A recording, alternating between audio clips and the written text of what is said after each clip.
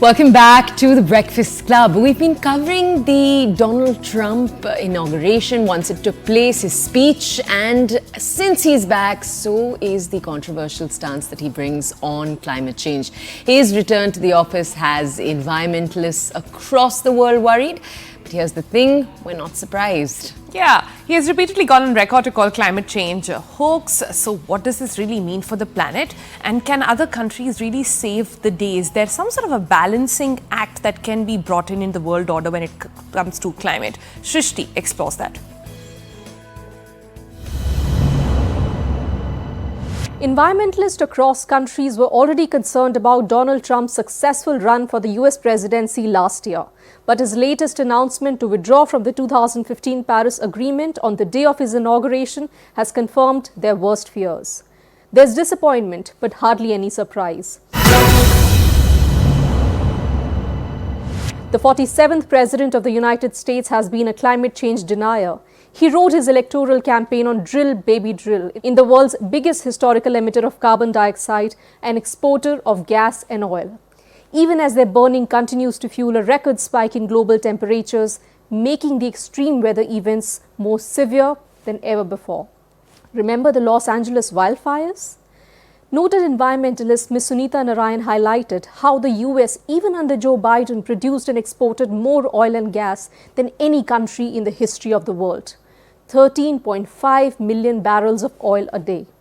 In an interview to CNN News 18 earlier, she spoke about how the US has not yet shown leadership at the global level when it comes to financing the most vulnerable countries for decarbonization. The $100 billion goal set in 2009 was never fulfilled except once in 2022.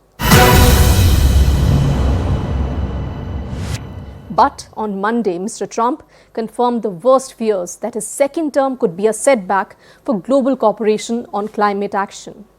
Avantika Goswami from Center for Science and Environment points out that Donald Trump returns to the US political leadership at a time when climate impacts are escalating.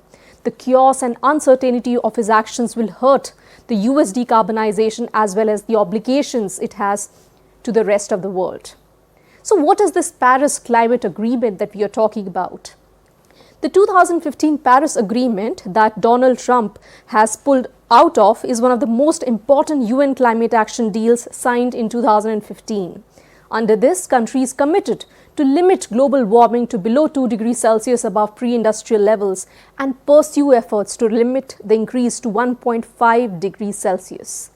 The target is dire, especially after 2024 ended as the hottest year on record with an annual warming of 1.55 degrees Celsius. But do you know that during this period, the US also became the world's largest oil and gas producer globally, hitting new oil production highs under the Joe Biden administration. So what next? It's not the first time that Donald Trump has withdrawn from the Paris Treaty. Mr. Manjeev Singh Puri, Distinguished Fellow from TERI, reminds us how President Trump withdrew the US from the Paris Agreement even in 2017, though it was later reversed by next President Joe Biden in 2021. So the US exit from the agreement cannot be immediate, as the formal process for withdrawal takes time, even a year. But there are other concerns. He says, and I quote, "The President and his nominee for Secretary of Energy have expressed a certain skepticism on wind power while being positive on drilling of hydrocarbons. There are also concerns over Trump's potential repeal of major provisions of the Inflation Reduction Act, IRA, which targets at least a 40% reduction in carbon emissions by 2030 through a slew of measures to promote cleaner energy, clean vehicles, and manufacturing in the US. Clearly, Trump's return does signal uncertain times for global climate action and has implications for poor and developing countries which have contributed the least to global emissions but continue to bear its brunt. Developed countries have already left the global south disappointed last year with a meager climate finance deal in Baku. The extreme weather events are increasing in intensity, frequency, and scale at alarming rates worldwide, and the devastation is more evident than ever. The developed countries are required to lead the transition away from fossil fuels as agreed to as COP28 and push for renewable energy. It's not only important for the health of their own citizens, but also for the collective fight against climate change. The world certainly cannot give up its fight against climate change.